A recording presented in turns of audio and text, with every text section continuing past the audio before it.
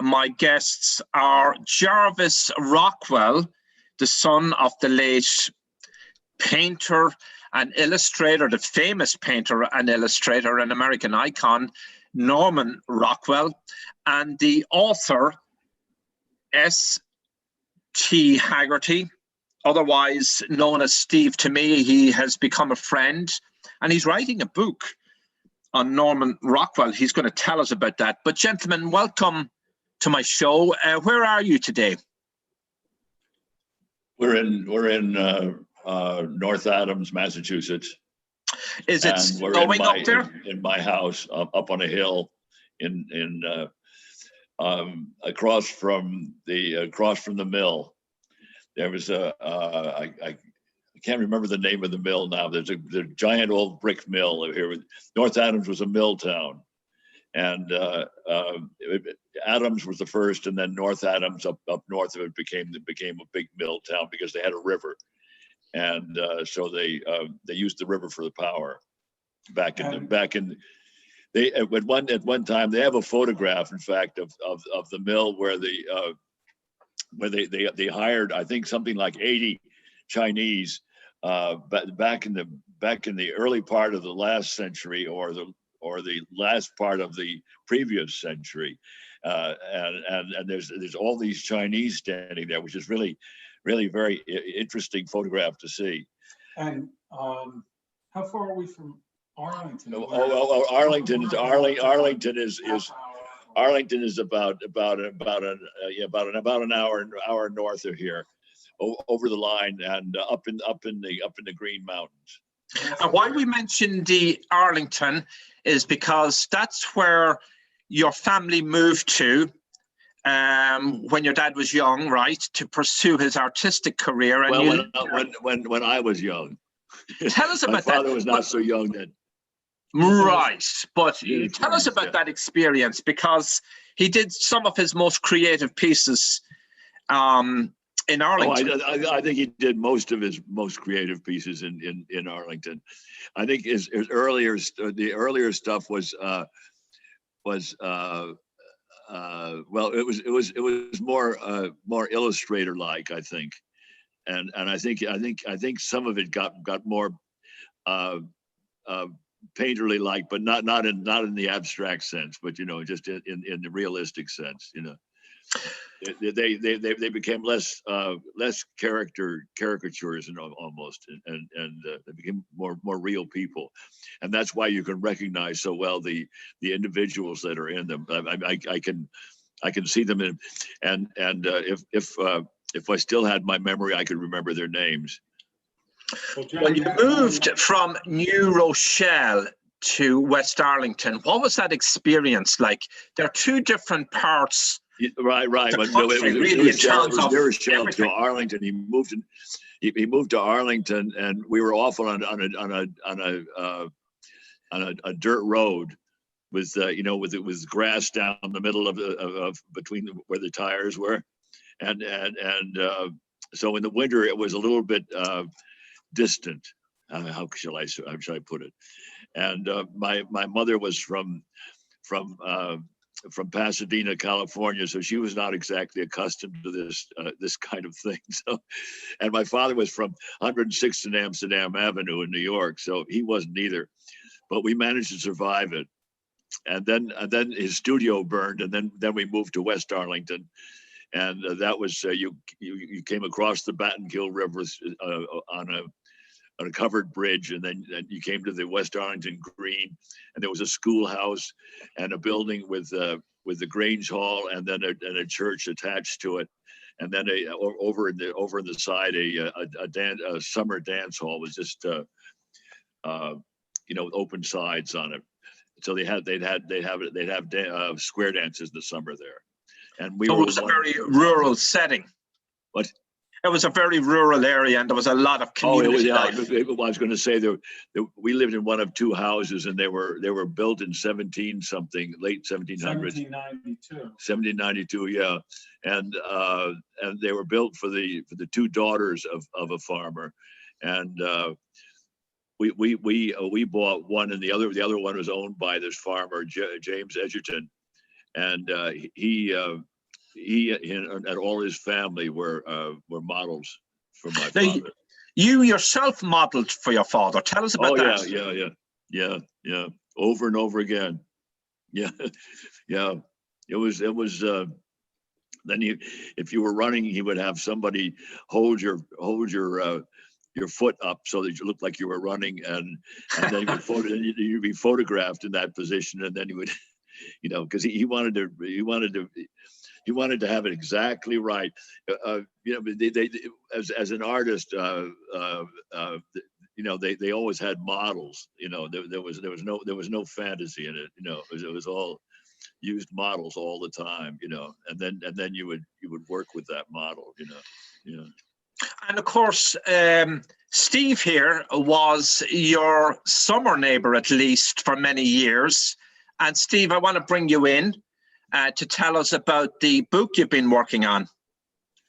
Oh, okay. So my connection is. And come a little nearer to the mic if you could, Steve. Okay. So for pretty much all of my life, we've had a house in Sandgate next to West Arlington.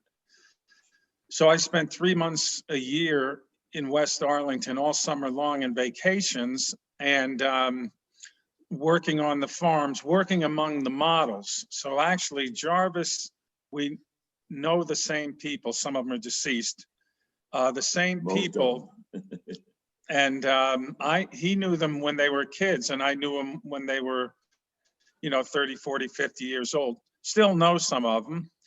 And so there's been a lot of books about Norman Rockwell, of course. So, but there's never been one written to really go into depth about who were these people during that era of 1938 to 1953 that appear in the paintings. And it just so happens, when I started working on it, it came clear that I knew a lot of these people and knew quite a few of them well. So it's 16 stories in the book that tell about the lives of these people. They knew Norman Rockwell quite well, a lot of them very well, because when he went to West Arlington, he went there and studied everybody. He went to all kinds of events, the Rotary Club, square dances, church suppers. And so he got to know all these people and had kind of a catalog in his mind. But he was always somewhat distant. He was an artist, and he was the illustrator, and he was using these people with his imagination. Nobody ever really got to know him. You see, that's what I mean. I think that's important to distinguish. Yeah, that's fascinating. And Steve, let me ask you, did Steve ever meet Norman Rockwell? What's that? No. What? I met just Jarvis and his two brothers, Tom and Peter. So I never met him. But David McCullough said it's better if the writer doesn't meet the person he's writing about. Well, absolutely, yeah. I mean, you've met all the models. You are the perfect author to write the story, and it's much anticipated. In fact, you got a wonderful glowing spread in the New York Post recently, a terrific article, and it just whetted everybody's appetite. The piece was by Raquel Leneri, Meet the Real People Behind the Famous Norman Rockwell Paintings. And the author is you. Again, it's a much anticipated book.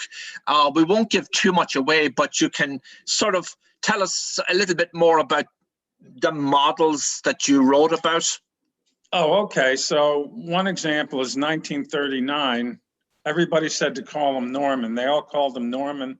They told me to call him Norman. So 1939, this little girl is out pinning clothes on the line. She's 11 years old, and an old rattle trap, old woody station wagon, the old kind from the 20s. It would have been maybe early 30s, with a big square back, drives up and an artist comes up to the clothesline and says, "I'm Norman Rockwell. I want to use you in a painting called Marbles Champion." And so he, I can correct you in a moment. oh, okay. Well, the station wagon was actually he had a kind of a Ford station wagon, but it was always very clean because he liked to have everything clean, and it was kept in very good condition. So it was not a rattle trap. Okay. Yeah. So, all right, Okay. but this woman, I guess it was kind of old for the. She didn't say it wasn't clean. She just sounded like a older model station wagon. Oh, I see. Okay. But you know, it's a long time ago. But that's how she remembered it. Yeah. And you know, Norman said he was an artist and he wanted to do a painting called Marbles Champion. So the grandmother said, "Sure," you know, and he came and picked up. Her name's Ruthie McLenathan Skelly. Came over and picked up Ruthie and went back to the studio, and Jarvis was there. The painting called Marbles Champion is Jarvis, another boy whose family owned the IGA, and Ruthie. And so, you know, Norman had her pose as the Marbles Champion. Wow. Jarvis, you yourself are a painter, right? And No, you're I'm not a painter. In fact, having a famous father like that, I designedly am not a painter. I left that to him. okay. Well, I mean, maybe you're being modest. You do paint, though, right? Using pen and ink and watercolor, and now I'm working with toy figures. Okay. Well, I want to just mention a famous painting your dad did. In 1951, you were in a painting called Saying Grace. It's the most valuable painting your father ever did. It shows an elderly woman and a young boy praying at a busy train station restaurant. It's fascinating. It's a beautiful, and in your post featured that, and I'm happy they did. You had come home on leave from serving at a military base as a support for the US Air Force. Can you tell us the whole background here? Tell us about it. What about the Air Force? Well, no, tell us about the painting. Oh, I don't know. I don't really remember that. I don't remember actually when I did it. I remember that Don Winslow was the other person in it, and he was a person I'd met when I was at the Art Students League in 1951, I think it was, and I studied with Frank Riley and then George Gross, and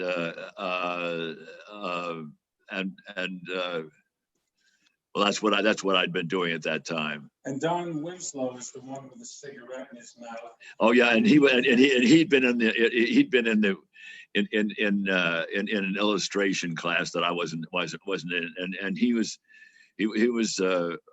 one of these young men that came up and spent the summer living in the schoolhouse down in front of us, front of our house, and studying with my father. My father would go down and give them a critique, and then I would go out and I would get some chickens and chop their heads off, and you know, so they could get fed. Right, Steve, I want to turn to you because I don't believe anyone but someone like you who had lived among the models in Arlington, West Arlington, would be able to pull off this project to get everybody together. Many of them now are in their late 70s, early 80s. But how did you pull it off? How did you do this amazing thing? So it's less complicated than you might think. For me, having lived among these people for 3 months, and some of them were my family's dearest friends. For example, the painting Breaking Home Ties, which is one of the favorites, the elderly farmer sitting on the back of the rusted bumper was one of our best family friends. We had dinner with him every afternoon. We worked on the farm. So to generalize, Was he Norman, Bentley? yeah, Floyd Bentley. Yeah, Floyd, yeah. So I worked on his farm, but to tell you generally, Norman got maybe 100 miles from either side of that village green with a covered bridge. So you picture, you go down 1 mile, one way, 1 mile the other. So people like Jarvis before me, but when I came, the same people were still there. So we just knew all the same people, and they, you know, weren't too hard to look up. I had some help from somebody who, another fellow who holds Models Reunion. He gets some of the people together. Who was that? So Don Tracty. Yeah. So anyway, that's how it came about. And as I started working on it, I think I said this, but I didn't realize just how many of them I knew and knew well. Don Tracty got divorced from his wife. Maybe I shouldn't tell. Oh, the missing painting. Yeah, the right. Tell me about that. Well, that's the Breaking Home Ties painting, an artist named Don Tracty. And his wife got divorced, and he took the painting. And he did a copy of it, and he put the real painting in a fake room beside it, and kept the fake one out there, so she wouldn't get the real one. And I think that helped with insurance too. They are good stories. Steve, you've done hours and hours of tape with the various models. It was you've been at it for 4 years. Oh, well, it's basically a lot of it is reminiscing with old friends and old friends and people from the neighborhood. So really just a lot of fun. Fascinating for me because I also learned the history of Arlington, Vermont, rural Vermont from 1939 to 1953. And, you know, they, you know, represent Norman Rockwell and the simple life that he wanted to live in Vermont around these people and paint these people. Right.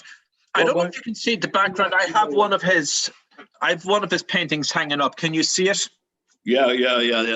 Is that Charlie Crowfoot. McKee? No, who is that? Charlie Crowfoot. Oh, is that Charlie Crowfoot? Now, I know the Crowfoot family because I worked with Charlie's grandson on the farm. So Charlie Crowfoot was a farmer who lived a mile down the road from Norman along the beautiful scenic Battenkill River, which is about 30 feet wide.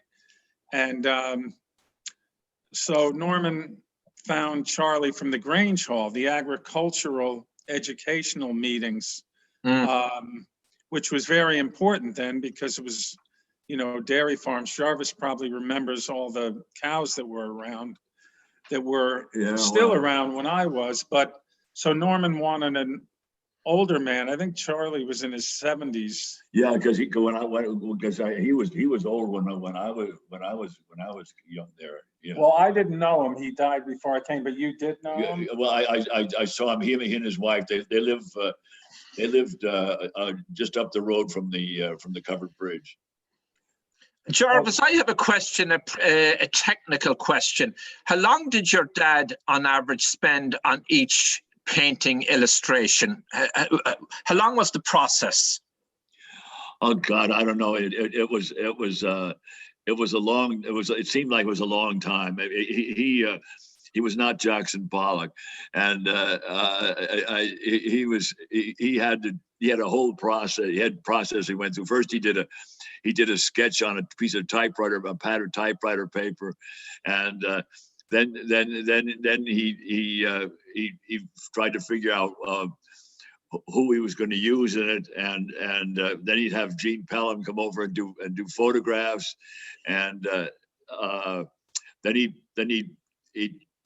take the photographs and put them in a Belopticon, which blew the photographs up on a piece of architect's detail paper, and he would trace around where the photographs would be on this paper, and then when we got those all done, then he would take the the piece of architect detail paper was on a drawing board, and take it put it on his easel, and then he would do a very careful charcoal drawing of the whole thing, and then he would photograph that, and he would have that photographed, and then he would blow that up on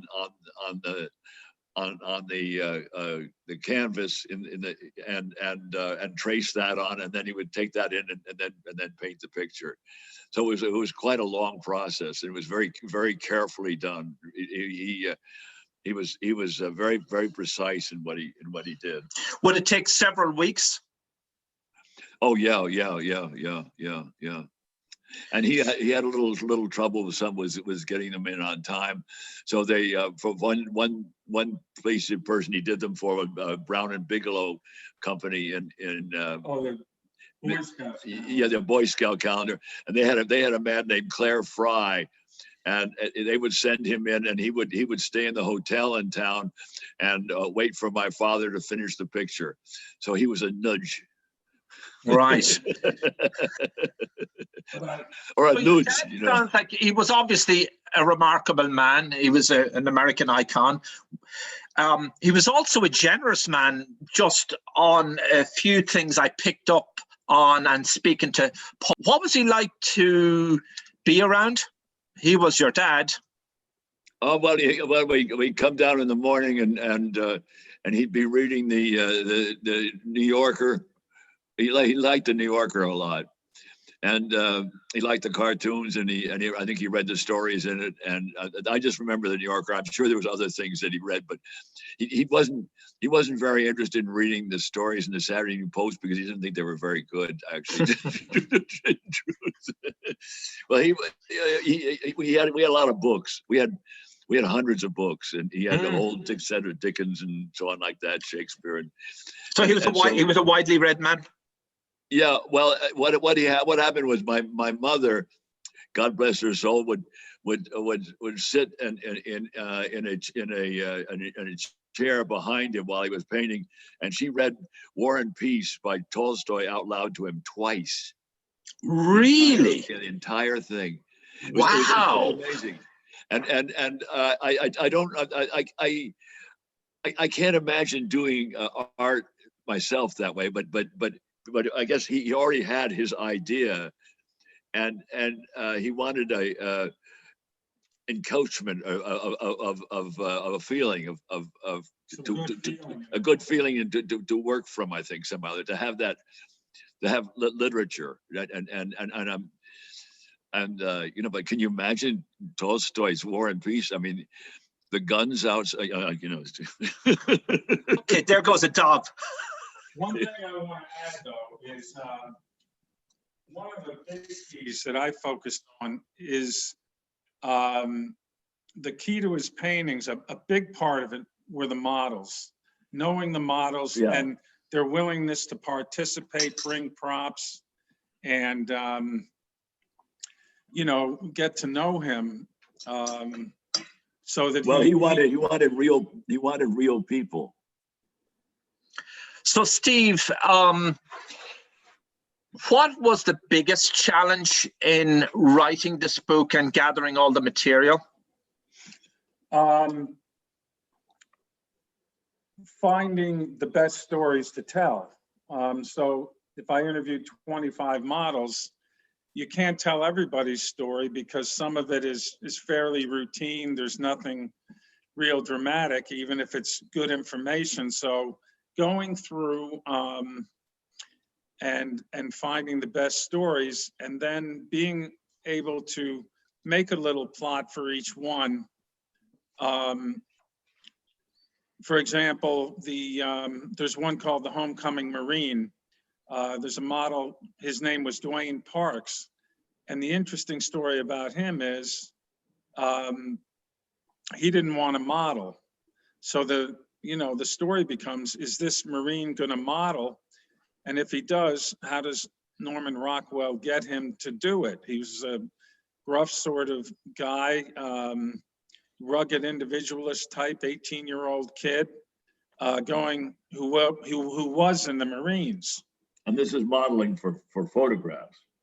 Well, modeling for the painting. Yeah, but it's modeling for photographs for the painting, Right. not modeling. Yeah, so that readers, they should understand that there was a photograph taken and then he Yeah, worked. I'm sorry. I just wanted to make sure that. Yeah. However, Norman did sketch a lot of the time, and he was, Well, you know, he discussed this, and he said he had these people model anywhere from a few minutes to a few days, so that he said you could not paint just from photographs. He needed to know, see the spirit of the person, see him from different,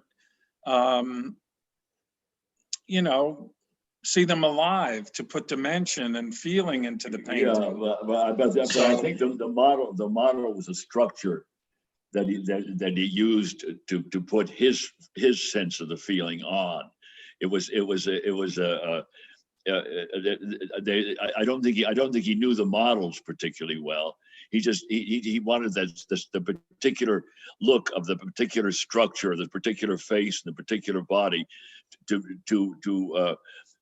use in his painting, and then he would put his own feeling of whatever emotions he wanted on that face, and and so he would have the model smile, but the smile on the photograph might look a little automatic, but he would try to make it, you know. There are some examples though, like say the girl at the mirror, where she got to know him a good bit after being there 4, 5, 6 times, and he would tell her about his life as a boy. She's a girl looking in the mirror to see if she was beautiful or not, and you know, so he would talk about how he felt when he was a boy. I can't imagine that. And then some of the people, like the fellow Walt Squares, who built his studio, he would take him out to dinner, like at a fancy place at I don't think so. Bromley Mountain. No, I don't. And he knew his next door neighbors quite a bit, the Edgertons. But I'm sorry, but he was always very, very distant from people. I mean, he was contained, and he had his own ideas, and he only used the face as a structure that he could then play with. It didn't have to do with the identity of the person. It had to do with his ideas. I'm sorry, but that's what he was doing. But I think the thing is, you had so many artists who have extreme expressions, like, you know, they in books of that age, somebody's terrified and they show this horror, or they're with a spear and they're going to spear somebody. Yeah. But I think Norman, the people felt almost like honored guests, so he was able to work with them in a way to bring out these really intimate sort of smiles that nobody else could really capture. Somehow.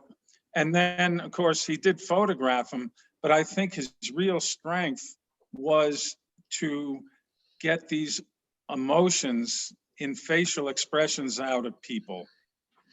Well, I find that a very interesting insight, Steve, and also Jarvis's color on it as well.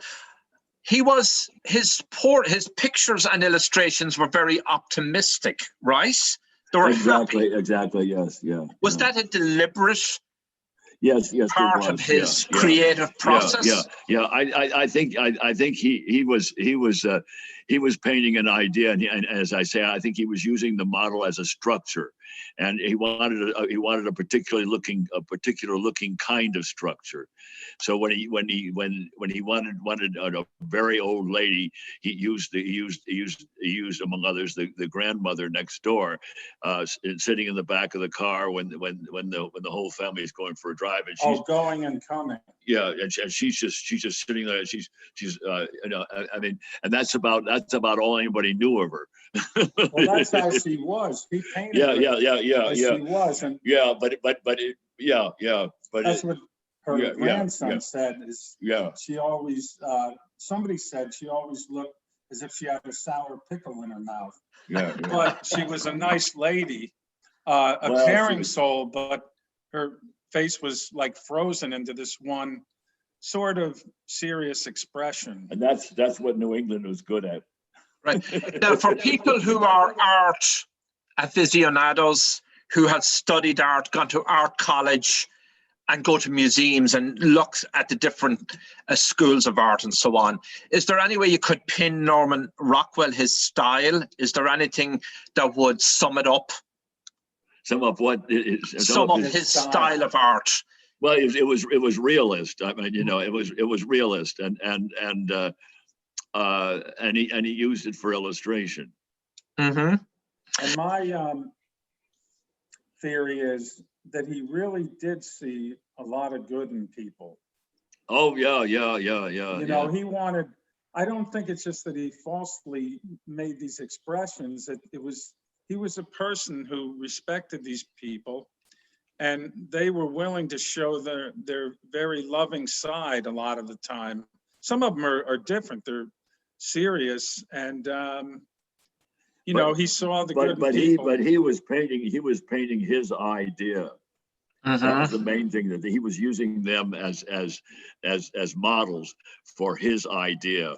And he found people that fit that idea. Yeah. Who at least to a degree fit it. You know, I mean, yeah. I mean, of course, if there's somebody who just committed a murder, they probably wouldn't look very good in the photograph. But it sounds like it was a lot of fun growing up as his son. Well, it was interesting. I mean, I just reminds me of, you know, if he had a boy running, then you had to stand there, and then he would hold your right foot up in the air, and you're supposed to lean forward and look like you're running. So yeah. And he did things like one of our, I knew the son or grandson of George Zimmer, who was in a painting swimming, and Norman did it during the winter. So he brought in a bucket of water and had George sit in the chair and dumped it over his head. And I think George was surprised, right? To get that look like he was. I didn't know about that. I George Zimmer was a lot of fun. But George, you mean the old guy with the bald head? Yeah. Well, he was I think he was a salesman.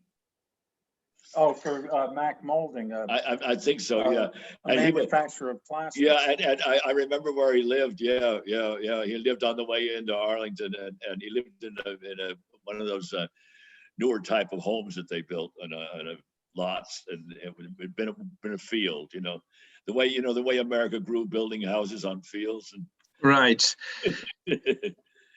So, Steve, you're also a published author. You have other works to your credit under the name ST Haggerty. And so this latest one on Norman Rockwell, it's going to be called Call Me Norman. It's about the backstories, right? That's how you're putting it together. Right. It's going to be called what? Call Me Norman, because he told everybody, whether they were little kids or adults, they'd say, "Hi, Mr. Rockwell," and he'd say, "Call me Norman," to everybody. So in other words, he was a very down-to-earth individual.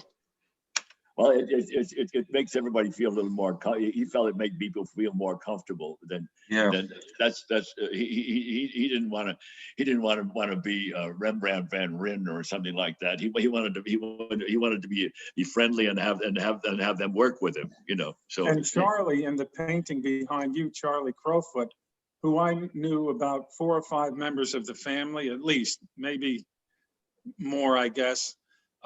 He wrote in his book on How I Make a Picture, how he needed to, honor the models and treat somebody like Charlie, who was an elderly man, with real care, because if you see how he's posing, skating, he didn't want him to get hurt. So I think he really liked these people a lot. And he was working with them. Yeah. I don't know. I don't think he was. I don't think he was friends with them, though. I don't say he wasn't. He was friends with Mead Schaefer some of the illustrators, but these were people that he was using in his pictures, and he wasn't really friends with them. They weren't really friends. He was friendly. He was friendly, but I mean, you know. Yeah, like he gave them tennis lessons, some of them on the court next to his house, and gave them presents like. I don't know he couldn't have. He wouldn't have the time to give any tennis lessons. A fellow named Beacom Rich from Arlington, a tennis pro, he brought him over, and then he gave the Edgerton children next door, like a couple of them, watches for their birthday. And at Artist Edgerton, who's in the GI homecoming, he and Mary vacuumed the house on the morning of her wedding. And next door, the Edgertons lived next door. Believe it. And they bought the flowers and gave her artist, the model, a nice set of Spode china. I can't believe they vacuumed the house. No, I'm sorry. I just can't believe that. Well, she remembers when your dad wasn't painting or illustrating and in his studio, how did he unwind? What did he do in his downtime? Think about it. He would what? He'd think about it, and he read books. Okay. And, you know, he was like this. He was concentrated on his whole idea, his art. Yeah. So he was focused on his art. Yeah, was some of that to do with the pressure to get his work out because there were Boy Scouts and others? Oh, he was always being late. He was always late. He was late so often that, like I said, this Brown and Bigelow companies sent this guy Claire Fry to stay in a hotel in town to hurry up my father up to get a picture done for him. You know? And I think too, well, the process, these paintings, a lot of them were very complicated, and his Arlington ones, I mean, there's up to 10 or 12 people in a painting. So there's so many aspects of, you know, doing the layout sketch, getting the right models, get them into the studio. The photography. The process he had in each picture was quite long and involved. I mean, it required quite a lot of time and work. Yeah. And then he's done. And then he was listening to Arthur Godfrey in the meantime. Right. But then you had the element where when he thinks he's done, are the eyes right? You know, each picture told the story. Is the story correct? Are the colors correct? And then he would invite whoever was around to come look at the painting. And sometimes he liked the reactions of little kids the best, because they might say something like, Norman, you've got a guy up on the roof. You've got no ladder. How did he get up there? And yeah, but then he used to worry him if some people didn't like it. So my mother said, well, Norman, you know, they don't understand it. So don't worry about it. You know, I can give you an example. Give us an example, Steve. Rosie the Riveter was a wartime painting. Yeah. And Norman got it done. It was published. And a bunch of people in town said, how can you masculinize a beautiful young woman like Mary Doyle and make her with these big muscles and put her in a magazine? So Norman wrote a letter to the Bennington Banner apologizing for masculinizing a woman, but then Mary Doyle said she liked it. Yeah, right. Yeah, so, right. So yeah. You know, so he was very conscious of public opinion. Yep, yeah, exactly. That's exactly what it was. Yeah. That's very well put. Yeah. And in his gossips, he was thinking maybe people were gossiping about, you know, him a little bit around town. When he did the painting. Actually, and he was worried that other people might think that he was accusing his friends of gossiping. So he put himself in it. And then after he was done and it was published, he called Charlie Crowfoot in your painting, called his daughter, Rena Crowfoot, and was worried, said, you know, what do people think of me with this gossips painting? And Rena started laughing and said, oh, come on, Norman, it's a great painting and nobody cares. And I met people, I met Rena Crowfoot, you know, when I was a kid. She was older than, you know, when she was in that painting, but that's, so yeah, he was nervous some of the time when he did these. So there, you asked. He was nervous quite a lot of the time sometimes. Well, that nervousness got translated into great creative works.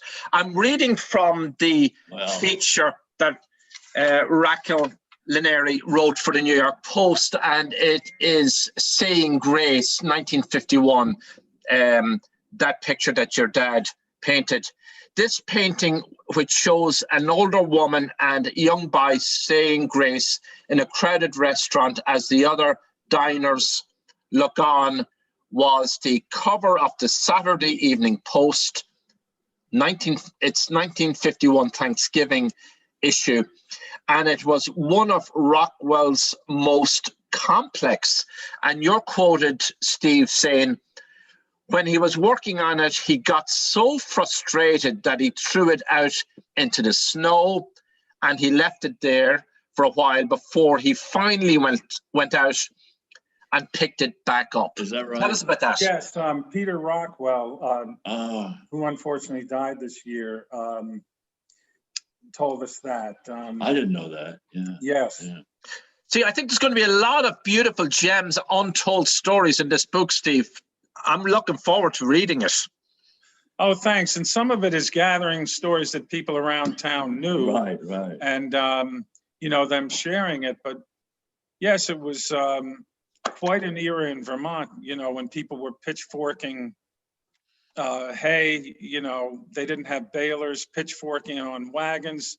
Early on when Jarvis was there, they, you know, were using draft horses instead of tractors. I remember when the farmer next door got his Ford tractor. They used to use doodlebugs before that. They were cars that were cut down. They take the whole back of the car off and they cut it just down to the back wheels, the front wheels, a motor, and a seat. You know, and they use that as a tractor.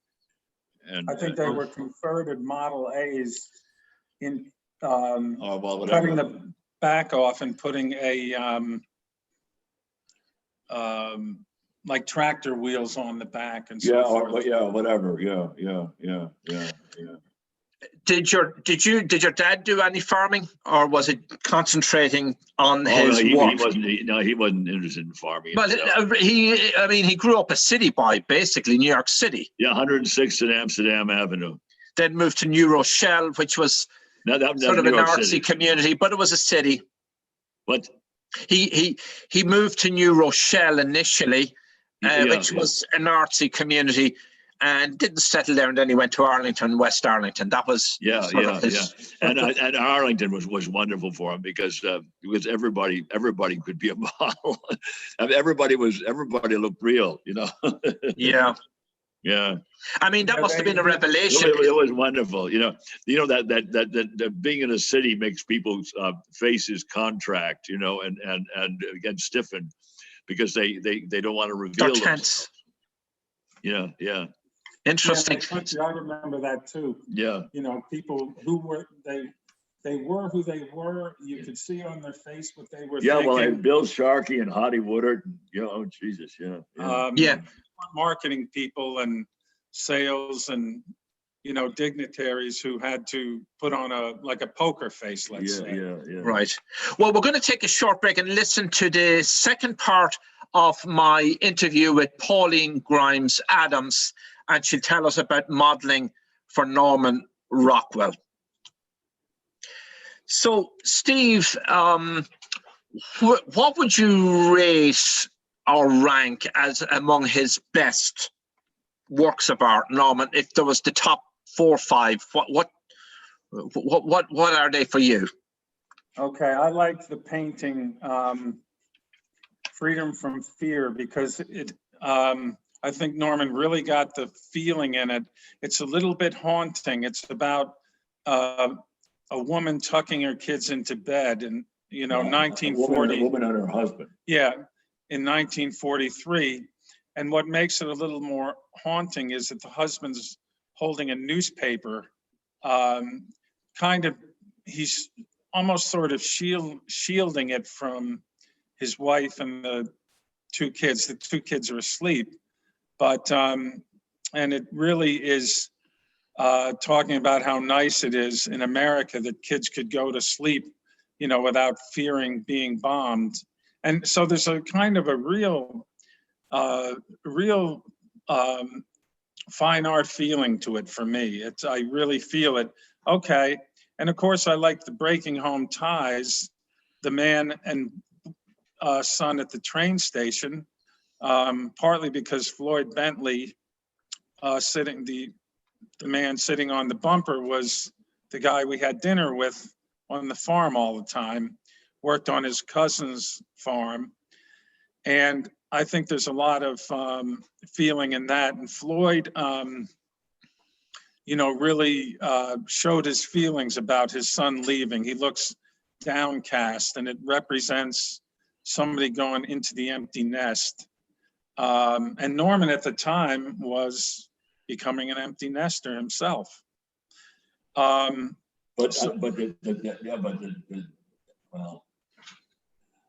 yeah.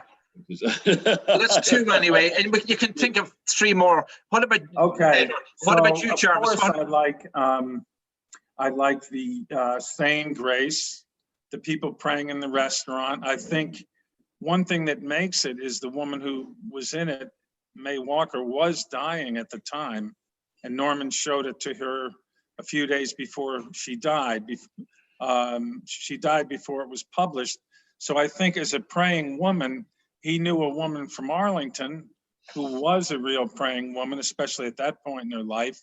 And he really captured, if you look at the way her hands are clasped together, it really gives the feeling. And, you know, it's saying, you know, freedom of religion, which, you know, is a big part of this country.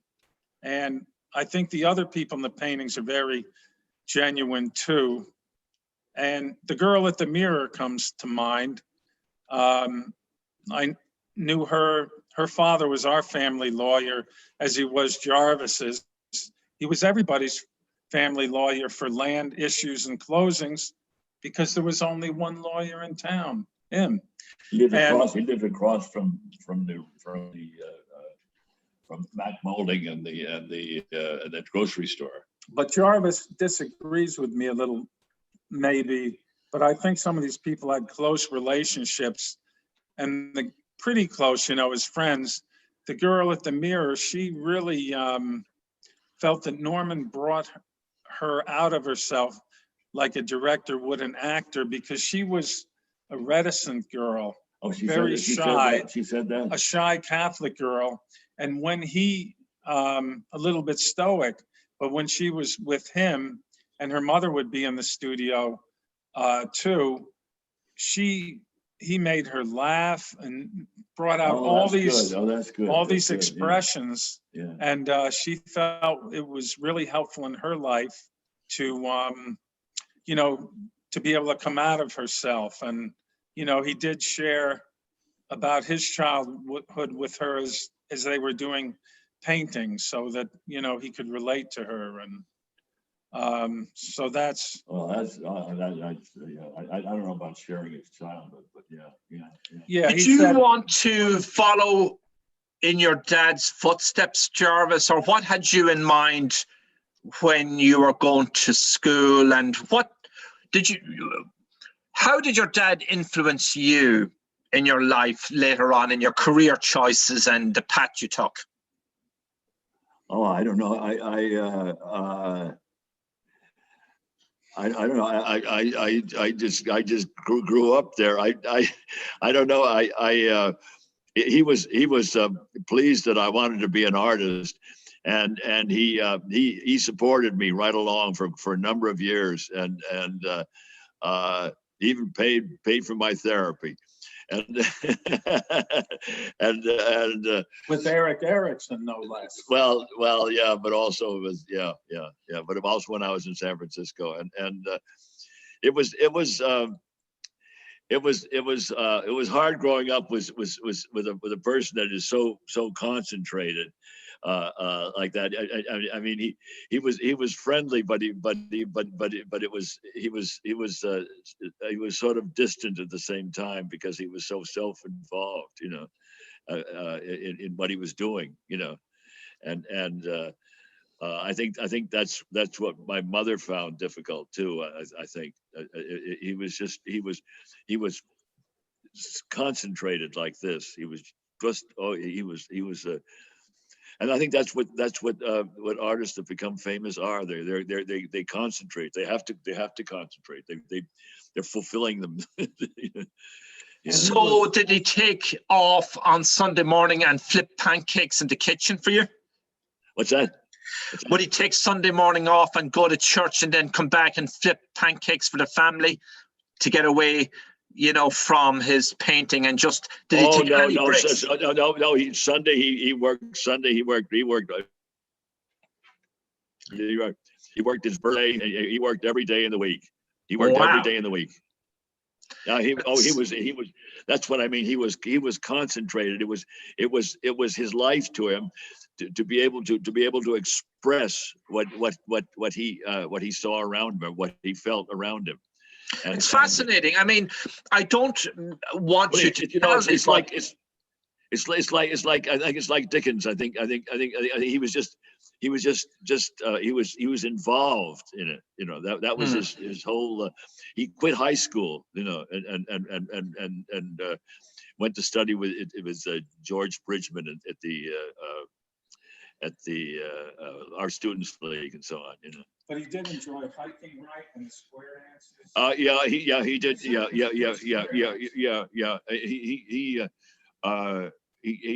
He did the square dance, but I think everything. He did square dancing. But Jarvis did, yeah, right? Yeah. Swing with your Honolulu. Baby, when you're done, go back where you begun. With your Honolulu doll. Right. I don't know if you had a phone in your house back then, but was the phone always ringing with offers of work from different publishers and different groups for your dad's work? Was his phone constantly ringing? I'll just say they had a party line at the time. We later had in Vermont, like 4 people on the same number, but were people calling him? Well, he got off the party line because it drove him nuts, you know. Was he getting a lot of offers? I guess the Post would be calling him. Well, I don't know, but also, you know, there'd be other phone calls that he wasn't interested in, you know. So, he'd have to get up from his easel and go over and pick up the phone when he's trying to paint. Yeah, not too easy. You must not disturb an artist, whatever you do. Right. Did he travel to meet his fans or those who beloved of his work? Did he go out to meet people? Go to events? He did some of that. He was also a Mason for a while, but he forgot the password, and it seemed just too complicated for him. And he tried being in the Grange, but he didn't really have the time for it. He liked to read after dinner, you know. Yeah. Now he did some work in the early 60s with his famous War on Poverty picture. Yeah. Can you tell us about that? I don't know about what the War on Poverty picture. Oh, well, one was in Look magazine called How Goes the War on Poverty. That wasn't real well known, but I guess more the one. Was that one with Walt Squires just sitting in the middle on a chair? No, that was A Long Shadow of Lincoln. I think he means the one with Ruby Bridges, and The Problem We All Live With was another one. I can't quite remember. The black girl with the two marshals. Oh yeah. Oh yeah. I think he started that one in Then there's the other one, Steve and Jarvis, the Four Freedoms. Can you tell us about that? Oh Jesus! I can give you a little background. Yep.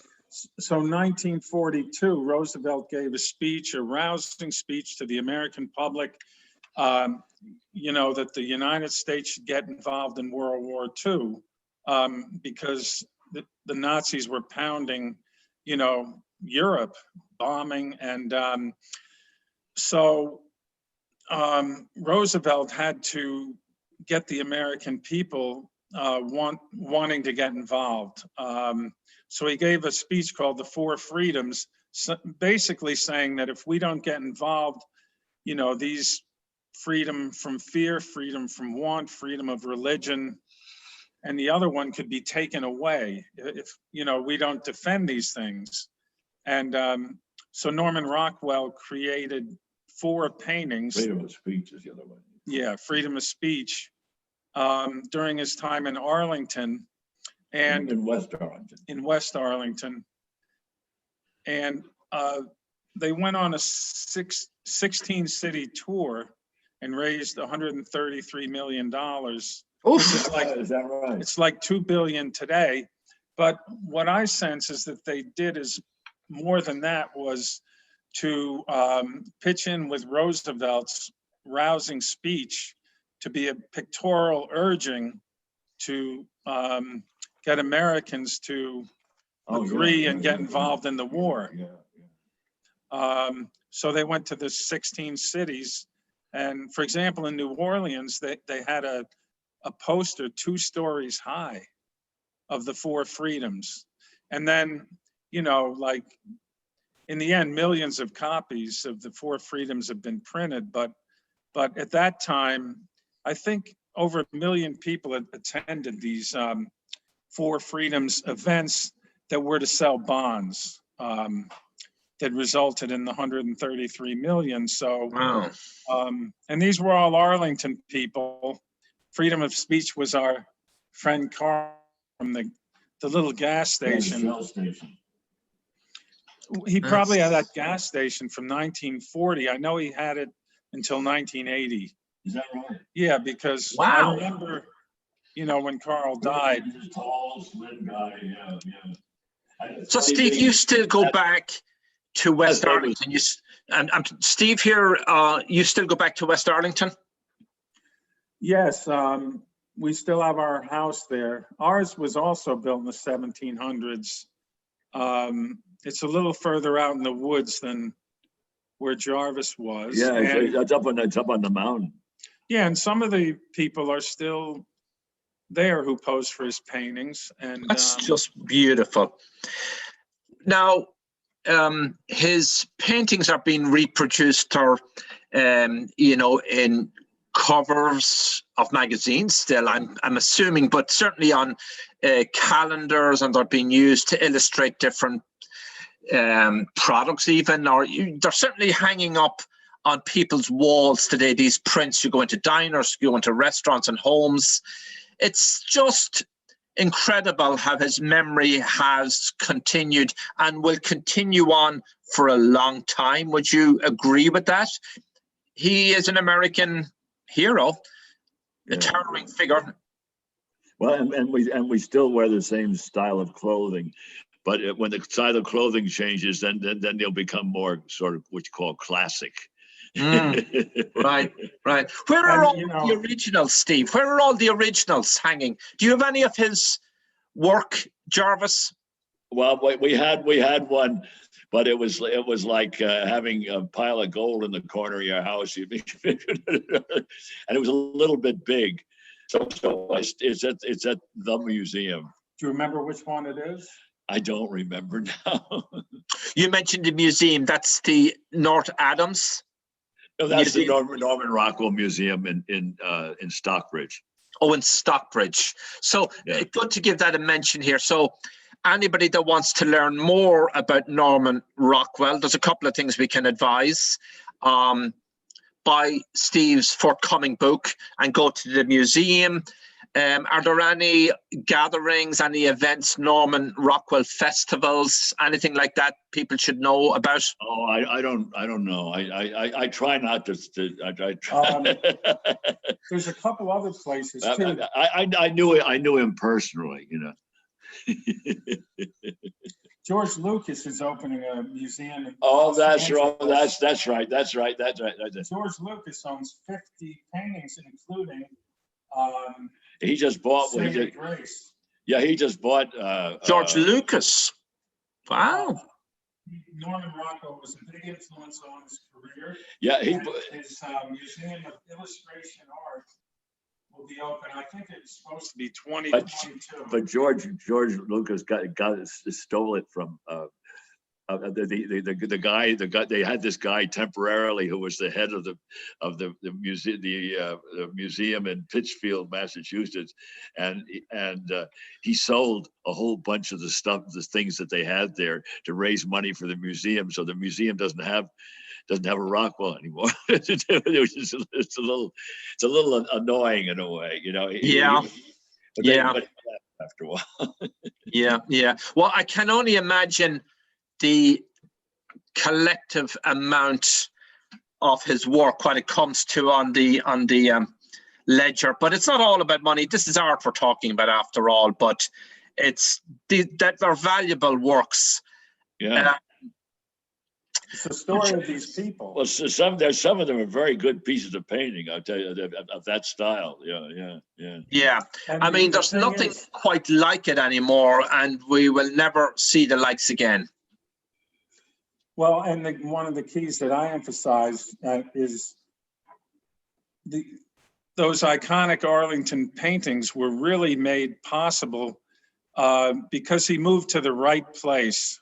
Somehow, you know, his instinct brought him to a place, as he said, with all these great faces and these people who were willing to pitch in and help. And Jarvis told me that the people weren't self-conscious, so he was able to bring this out of him. So, you know, having spent so much of my time in that little town, I like to, I guess, praise the people a little bit who were a big factor in making it all possible. Well, then he moved to Stockbridge, Massachusetts, because my mother was at Riggs Foundation, the psychiatric foundation, and he moved down there, and then he found the same kind of people around there, the same kind of people that he needed. There were people who were, I guess, not city people exactly. Right, they weren't self-conscious, more self-assured. More relaxed, I think, yeah. More authentic. What are those two communities like today? Have they changed any bit? What?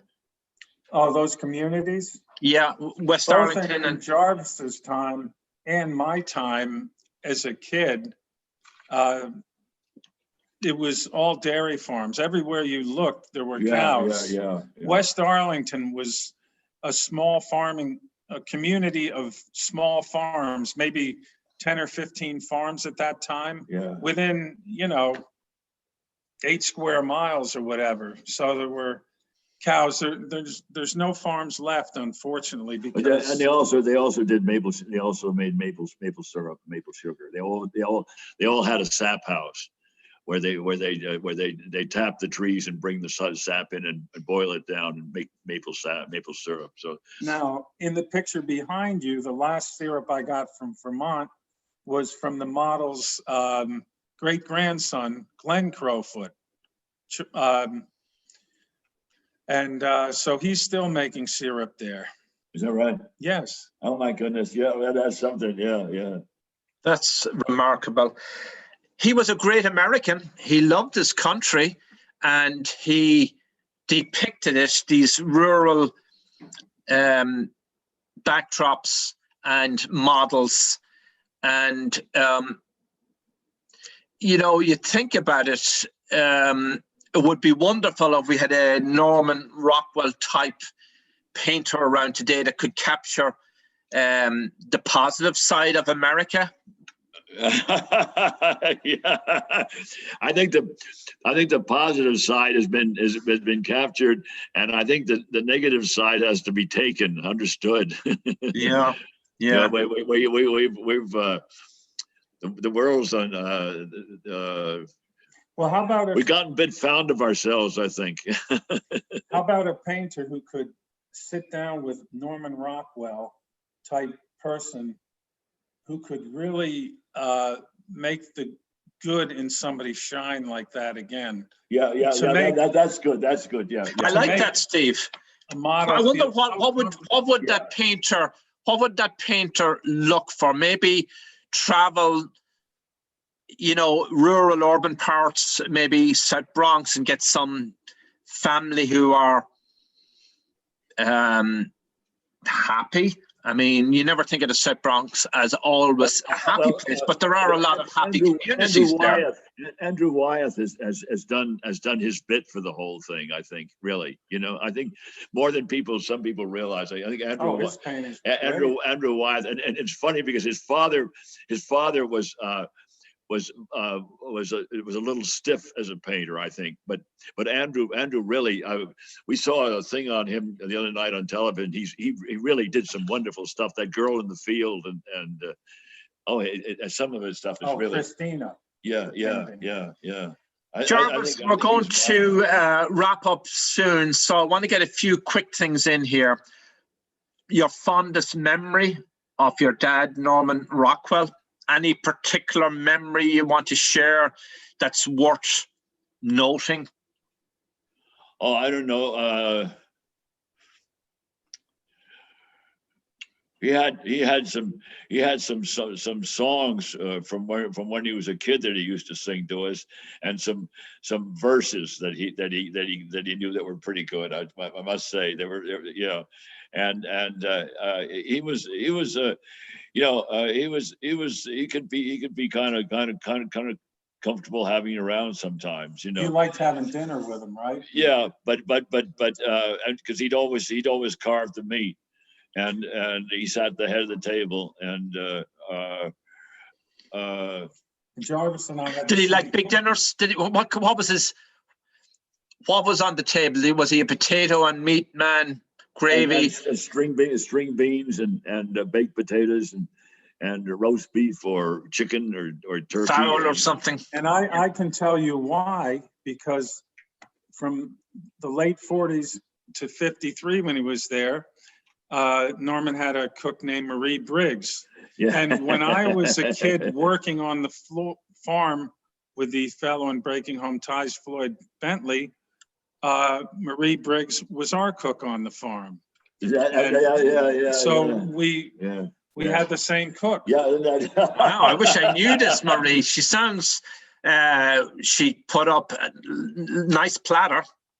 And she was the saint of the town, always helping people. Is that right? Yes. Yeah, I didn't know anything about it. Did she bake apple pies and blueberry pies, and was she good on desserts?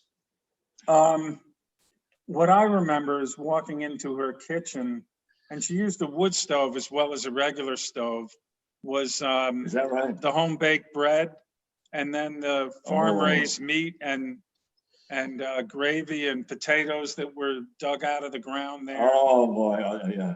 Gravy, the gravy. Oh yeah, you don't get gravy anymore.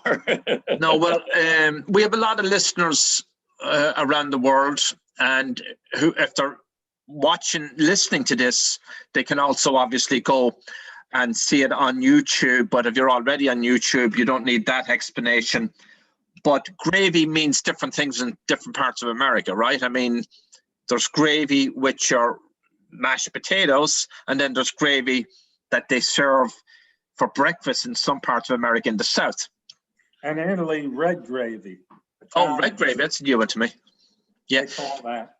Some people call it that. So Steve, anything else you want to note here?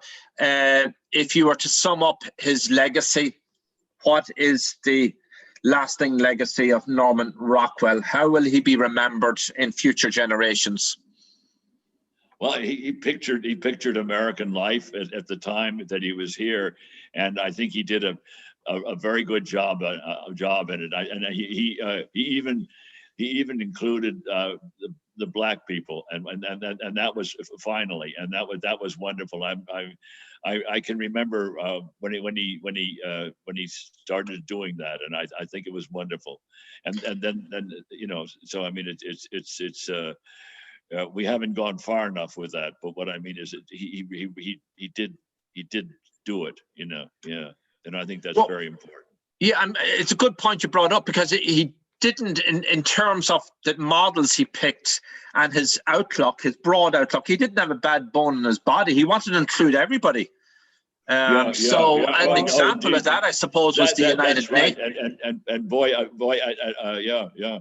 I met this Korean student when I was in the Air Force in Korea for 1 year. And I was in the Air Force for 2 years, 8 months, 14 days, and 10 3/4 hours. And then I met this Korean student, and I brought him back, and he included him in one of his pictures. You know, he has him right in there. You know, yeah.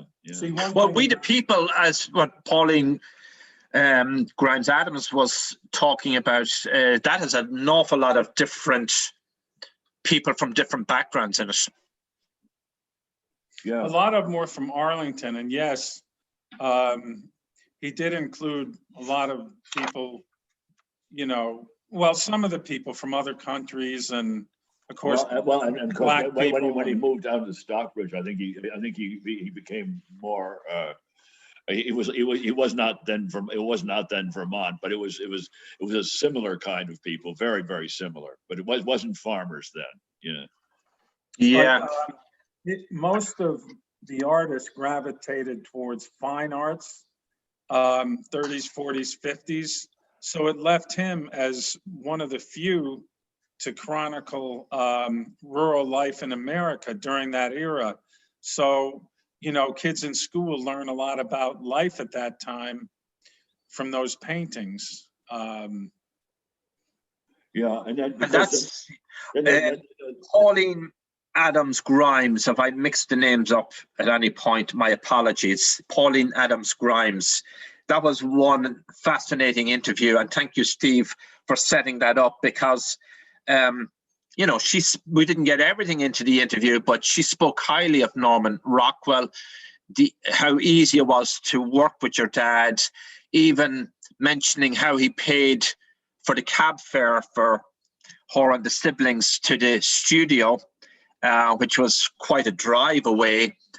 And she also recalled, and you mentioned this, I think, Steve, in the New York Post article, he liked to sip Coca-Cola in the studio. Oh yeah. He had his bottle of Coke every day, and he'd take it out into the studio, and he had a glass, and he'd put some in it, and then he'd go back and have a little Coke every once in a while. And when I heard about cocaine, I thought, well, what the hell is what's he doing? What's he doing? I didn't know what, you know, but you know, but it would get very warm by the time, you know, he got down to the end of it. And he had a Coke machine too. No. I believe he did. No, not he had a Coke machine. He certainly, I'm sure, could have sprung for it. So, Steve and Jarvis, this has been a tremendous. They had him in the ice box. He had him in the ice box. Yeah. Well, Steve and Jarvis, this has been a tremendous and enjoyable conversation. It has been. Yeah. I hope we can maybe gather together again, maybe when your books gets published, Steve and Jarvis, and we can talk about it, because there's a lot of anticipation and there's a great buzz about it. I wish you well. We're in the middle of winter where you are, all over North America and other parts. It's snowing where we are in Northwest New Jersey. It's probably snow where you are. And that reminds me of, I suppose, the perfect Norman Rockwell landscape. Snow everywhere, people, kids out on lakes, skiing and so on. He would see a lot of charming images to capture on canvas, right? Well, I don't know. No, I know actually what it looks like. It looks like winter. Yeah. It's cold. It's cold. I suppose, you're being honest, it's quite miserable this weather. People are out in their cars, but you don't see anybody anymore. Jim, that's where America's changed. Yeah. Move your head a little to the side, and you have a nice winter scene behind your head. Yeah. Charlie skating on the pond. So Yeah. That one there. It's very interesting what's going on now. This and the climate change. We're in quite a time. Yeah, well, that might be another episode. But I'm sure you have your thoughts on that. But whatever the climate is doing, it's given us one hell of a cold winter here in North America. Yeah. How's it in Ireland? Oh, we never mentioned I guess Steve told you, they've had some snow this year. And when I think of Norman Rockwell, if he had taken a ship to Ireland back in those days, he would have had plenty of characters and landscapes from the lakes of Killarney and Cooley Mountains and maybe Dublin City, Wicklow Mountains, gone to the Midlands, gone out to the great farms and small farms all over Ireland, and he would have got natural, authentic people, maybe much like some of the ones, they might not have been doing some of the same things, ski, some of the traditions would have been different. But right now, to answer your question, it's cold in Ireland still. Yeah, well, we went to Europe in 1938, which was late, and we went to England, and boy, I'll tell you, yeah. Some experience. Huh? Yeah. That was 1 year before the war broke out. We went on the Bremen, which was a German ship. Yeah. That was you and your dad? It might have been the last time the Bremen. So to get that correct, and so it was you and your dad, or all the family? It was the whole family. Yeah. So Steve and Jarvis, again, wonderful pleasure. And I hope to catch up again very soon. Stay well. And God bless Norman Rockwell, because he made this happen. And Steve, looking forward to your book. See you later. Bye-bye. You were listening to Dig Life Deep with John Aidan Byrne. You can reach the host in the U.S. at 973-529-4699. That's 973-529-4699. 973-529-4699. Email byrnedesk@gmail.com. That's byrnedesk, BYRNE, desk@gmail.com. byrnedesk@gmail.com. Subscribe for free.